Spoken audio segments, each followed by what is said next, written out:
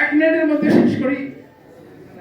সেটা হচ্ছে এই যে থিওরি এন্ড প্র্যাকটিসে যদি গণতন্ত্র না থাকে, শাসনতন্ত্রে খুব কঠিনভাবে গণতন্ত্রের কথা লিখে দিলেন, শাসনতন্ত্রের কথা পুনর্বার সংশোধন অথবা পুনর্রচনার কথা বলা হচ্ছে, কোনোই লাভ নাই।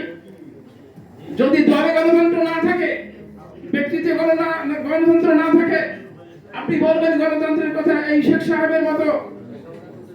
শেখ সাহেব পার্লামেন্টে দাঁড়িয়ে বলেছিলেন, কোথায় সিনার সিকদার, তিনি নাকি জাতির পিতা, তিনি মানুষকে হত্যা করে দাম্ভিকতার সাথে উল্লেখ করেন পার্লামেন্টে, কোথায় সিনার সিকদার।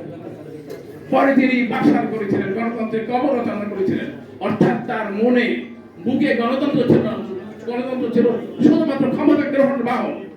ভবিষ্যতে এই আগামী নির্বাচনের মাধ্যমে যারা ক্ষমতায় যাবেন তাদেরকে সেই রচনার মাধ্যমে, সংবিধানের মাধ্যমে লিখিতভাবে গণতন্ত্রের সাক্ষ্য দিতে হবে না, তাদের প্র্যাকটিসের মাধ্যমে, কাজের মাধ্যমে, ব্যবহারের মাধ্যমে, আচরণের মাধ্যমে মানবাধিকারের স্বীকৃতি দিতে হবে।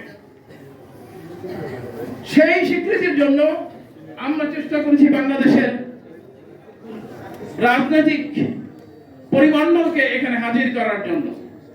আপনারা জানেন এবং বোঝেন, বাংলাদেশের রাজনৈতিক এখন পরোক্ষ নিয়ন্ত্রণ হচ্ছে বিএনপির হাতে, এবং সবাই জানেন যে বিএনপি ইনশাআল্লাহ আগামী সরকারে একটি নিরঙ্কুশ সংখ্যাগরিষ্ঠতা নিয়ে ক্ষমতাসীন হবে।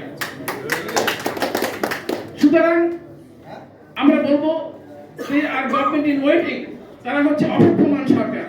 এই অপেক্ষমান সরকারের কাছে আমরা প্রতিশ্রুতি চাই, প্রতিজ্ঞা চাই যে তারা ওই হাসিনার মতো, শেরশাহের মতো মানবাধিকারকে লঙ্ঘন করবে না, মানবাধিকার নিশ্চিত করবে।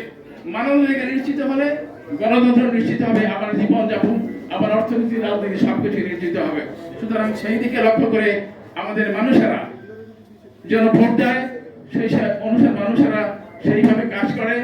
সবসময় একটা চাপের মুখে গণতন্ত্রের জন্য, মানবাধিকারের জন্য আমরা যেন সচেষ্ট থাকি, সেই চেষ্টার কথা বলে শেষ করছি।